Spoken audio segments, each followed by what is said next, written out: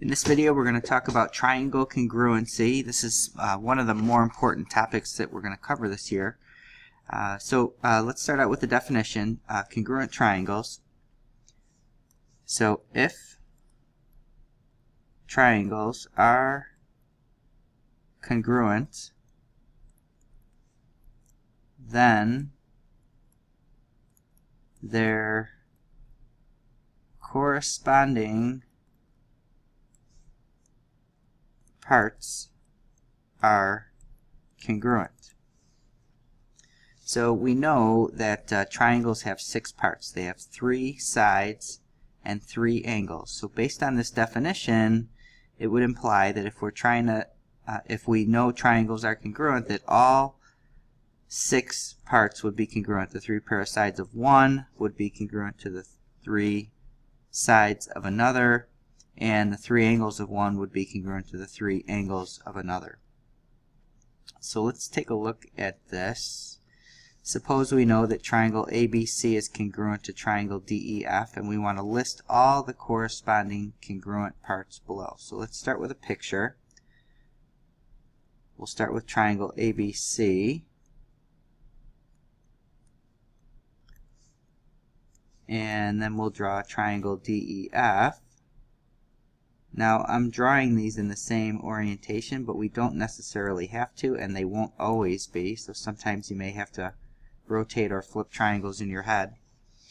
Alright, so here's our 2 triangles, and we know that they're congruent.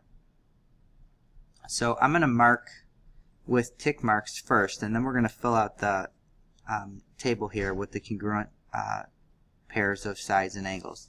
So I'm going to have AB congruent to DE. So again, my tick marks show me right from looking at the picture that those are congruent. And I'm going to have BC congruent to EF, and then AC congruent to DF. So this would be our 3 pair of congruent sides. So we'll list those off in a minute. Then I'm going to mark my angles. So let's start with angle A and angle D, and then angle B and angle E, and then angle C, just going to put a little circle there, and angle F. Alright, so starting with our pairs of sides, we're going to name off the congruent pairs. So I've got segment AB is congruent to segment DE, and I've got segment BC congruent to segment EF, and then our last pair is segment AC congruent to segment DF. So there's 3 of the 6 parts. Now let's move on to the angles. I've got angle A congruent to angle D, angle B congruent to angle E, and angle C congruent to angle F. So knowing that the triangle is congruent, we know all of this stuff. And most of the time what we're going to do, instead of knowing the triangles are congruent, we're going to try and prove that they are congruent. And what the definition might suggest is that in order to prove them congruent, we would have to prove all 6 pieces of information congruent, which would be a lot of stuff for every problem. Fortunately, soon we'll talk about required information that you can use to prove triangles congruent, and you don't need all 6. Alright, so let's move on to this quick example. Why don't you go ahead and pause the video for a second and see if you can figure out which is the correct statement here, and then when you restart the video, the solution will be here for you. So pause now and complete this problem. So hopefully you got the correct answer is C.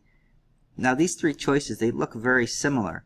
The reason that C is the correct answer is because it matches up the parts from each triangle that belong to each other, the corresponding parts. So notice that C is part of both triangles, so C is listed first here in both of these. And then D matches with B in the other triangle, so we're going to name this triangle CDE. So D and B match with each other, and they're both in the second position. And then lastly, A and E match together, so they're both in the third position when we name these. So there's lots of ways we could have done these, but these two ways don't match up the points that correspond to each other, and that's why C is correct. So if you have more questions about that, make sure you ask, and we will see you in the next video.